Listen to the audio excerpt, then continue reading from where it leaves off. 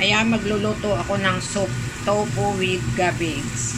Una, nagisa ako nitong spring onion, yung sa may puno. Yan.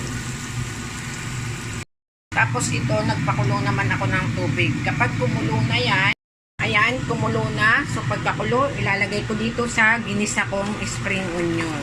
Ayan. After that, ilalagay ko naman itong tofu.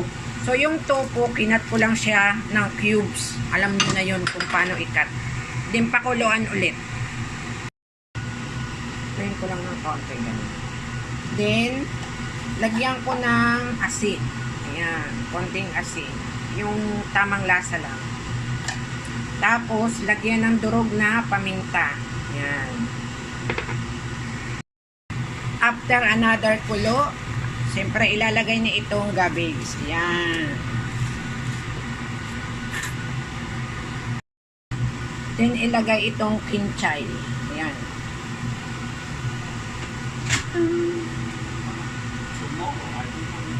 Okay.